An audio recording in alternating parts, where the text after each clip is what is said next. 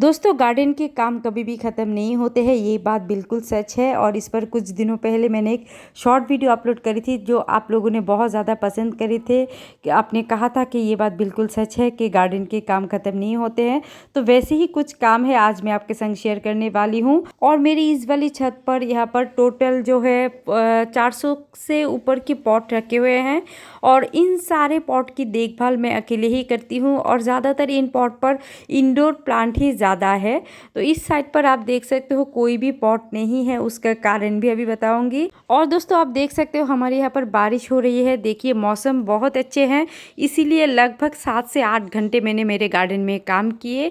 और यहाँ पर जो पॉट नहीं है उसका कारण है ये आम का पौधा। इस बार इस पर बहुत सारे आम आए हुए थे, तो इन आम को तोड़ने के लिए ही मुझे इस वाली जगह को साफ़ करने पड़े। जितने भी पॉट थे उनको मुझे हटाने पड़े, सिवाय इस बिग लीफ वाले जो मनी प्लांट है उसको मैंने रख दिया यहीं पर, क्योंकि ये जो पौधा है यहाँ पर अच्छी तरह से सेट हो गए थे। तो आज सबसे पहले जो काम मुझे करना था वो है सारे पौधों को मुझे फिर से सेट करने हैं इस जगह पर और क्लीनिंग का काम करने हैं। इस एरिया को आप देख सकते हो, इनकी भी सारे पौधे को मुझे फिर से सेट करने हैं। और सबसे जो ज़रूरी काम होते हैं वो है क्लीनिंग का। क्लीनिंग हमें हमारे गार्डन में करना बहुत ही ज़्यादा ज़रूरी है। अगर बहुत ज़्यादा सूखे पत्ते यहाँ वहाँ गिर जाते हैं तो दिखने में तो अच्छा नहीं लगते हैं और इसके साथ साथ कुछ कीड़े मकोड़े भी आ जाते हैं गार्डन के अंदर। तो क्लीनिंग का काम सबसे ज़्यादा जो रेगुलर हमें करने होते हैं।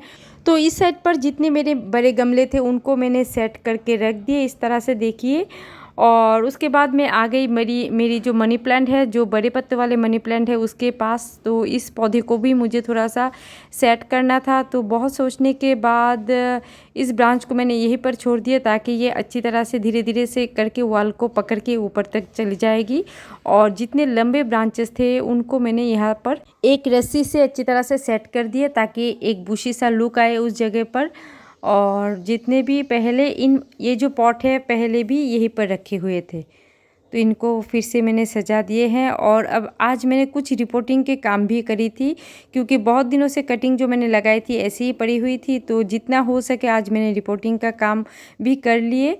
और दोस्तों ये जो काम होते हैं, जो क्लीनिंग का काम मैंने बताया, रिपोर्टिंग होते हैं, उसके बाद जितने भी सूखे पत्ते हैं उनको हटाने होते हैं, खाद देने होते हैं, मिट्टी की गुड़ाई करने होते हैं।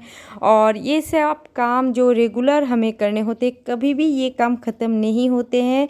आप एक बार कर लिए फिर 2-3 महीने के बाद फिर से वही काम जो है रिपीट करने होते हैं।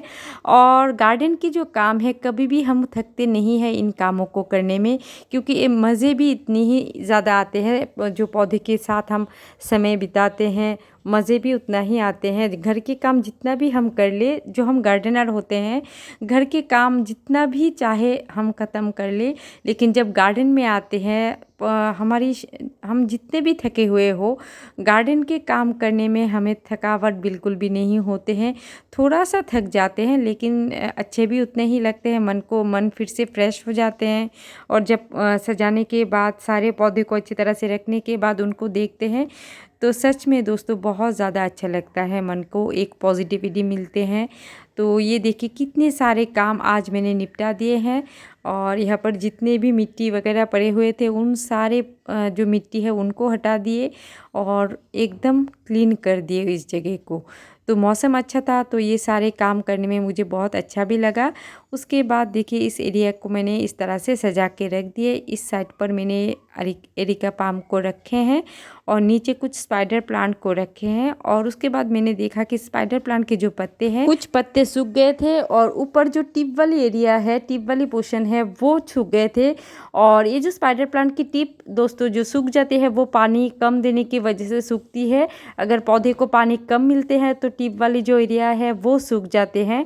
उसके बाद जितने भी सूखे पत्ते हैं उनको हटा दिए और कुछ पॉट जो गंदे हो गए थे उनकी भी मैंने साफ़ सफाई कर ली थी इस तरह से, देखिए।